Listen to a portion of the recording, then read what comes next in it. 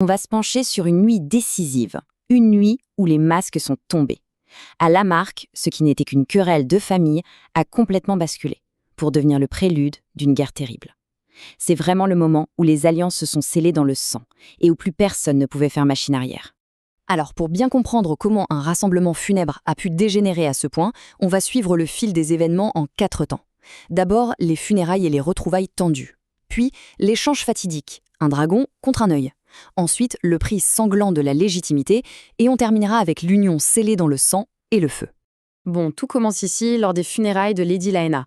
Toute la cour est là, réunie. Mais l'ambiance, elle est électrique. On sent que ça ne tient qu'à un fil. Le sous-titre le dit bien, c'est une paix fragile au bord du gouffre. Officiellement, bien sûr, c'est une famille qui se rassemble dans le deuil. Mais en réalité, sous la surface, les vieilles rancunes, les nouvelles peines, tout ça bouillonne. Le moindre regard, le moindre silence pèse une tonne. On a vraiment l'impression que la douleur, au lieu de rassembler, ne fait qu'envenimer les choses. Et au cœur de cette tension, on a nos personnages clés.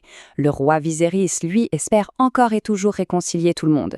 Rhaenyra porte un deuil secret.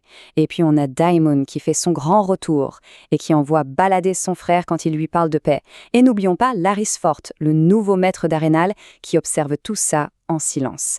Rien que le refus de Daemon, ça nous montre dès le départ à quel point les divisions sont profondes. On passe à la deuxième partie, un dragon pour un œil. Et là, le sous-titre est parfait. 2 alliances scellées dans la nuit, parce que c'est exactement ce qui va se passer. La nuit tombe, et pendant que tout le monde est censé se reposer, 2 événements simultanés vont littéralement tout faire basculer. D'un côté, on a ça. Rhaenyra et Daemon, seuls sur la plage, qui se retrouvent. Et ce qui se passe entre eux, ce n'est pas qu'une histoire personnelle. C'est bien plus que ça. C'est un acte politique. Ils sont en train de solidifier leur alliance, de former un front commun face à leurs ennemis. Et au même moment, à quelques pas de là, une autre alliance se forge. Le jeune prince Aemond décide de jouer sa propre carte. Et quelle carte? Il s'empare de Vhagar, le plus grand, le plus vieux, le plus puissant dragon du monde. C'est un geste d'une audace folle qui va bien sûr avoir des conséquences énormes. Et voilà comment tout a dégénéré. L'escalade est juste vertigineuse. Tout part de la revendication d'Aemond sur Vhagar. Forcément, ça ne passe pas. Confrontation directe avec ses cousines et ses neveux. Et là, l'insulte qui met le feu aux poudres, il les traite de bâtards. Une attaque directe à la légitimité de Rhaenyra. La bagarre éclate pour de bon et ça se termine avec Lucerys qui blesse Aemond à l'œil. C'est sans précédent. On en arrive donc à la 3e partie, le prix de la légitimité. Parce que maintenant, le sang a coulé, les lignes sont tracées. Cette blessure, c'est l'étincelle qui fait tout exploser. Le conflit des enfants devient celui de leur mère, et là, en public, toute la haine entre Rhaenyra et Alicente va enfin éclater. Et regardez la réaction d'Aemond. Gagner un dragon valait bien la perte d'un œil.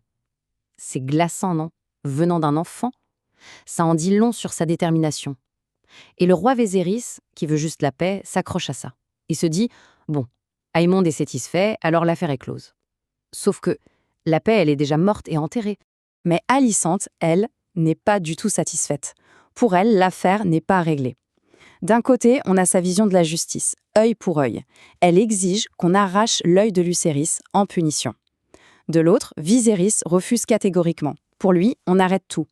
C'est l'illustration parfaite du fossé qui les sépare. Et là, c'est le point de rupture. Alicente, poussée à bout, perd complètement son sang-froid. Elle s'empare de la dague du roi et se jette sur Lucerys. Rhaenyra s'interpose et c'est elle qui est blessée au bras. Il faut bien mesurer la gravité du geste. La reine vient d'attaquer physiquement l'héritière du trône. Face à ce chaos, Viserys est obligé de taper du poing sur la table. Il ne peut plus ignorer les rumeurs. Il prend donc une décision radicale. Un décret royal. Désormais, quiconque remet en question la légitimité de ses petits-fils commet un acte de haute trahison. Et la punition, on lui coupera la langue. Fin de la discussion. Et on arrive à notre dernière partie, union de sang et de feu. Une conspiration et un mariage secret. À ce stade, c'est clair, les dés sont jetés. Les lignes de bataille ont été tracées, et elles l'ont été avec le sang de Rhaenyra. Chaque camp sait qu'il est temps de consolider ses forces. Du côté des Verts, Otto Hightower, de retour en tant que main du roi, voit la fureur de sa fille d'un très bon œil. Pour lui, ce n'est pas une faiblesse, c'est une force.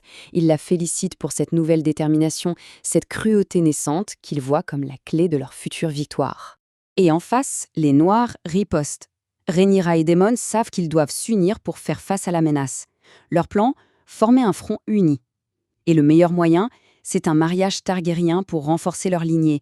Sauf qu'il y a un petit obstacle. Rhaenyra est toujours mariée à Ser Laenor Velaryon. Alors, comment se débarrasser de cet obstacle? Eh bien, avec une conspiration assez ingénieuse. Étape 1. Daemon propose un marché à l'amant de Laenor, Ser Karl. Étape 2. Ils organisent un faux combat devant témoins pour créer l'illusion parfaite d'un crime passionnel. Étape 3. On retrouve encore calciné, que tout le monde identifie comme étant Laenor. Et étape 4.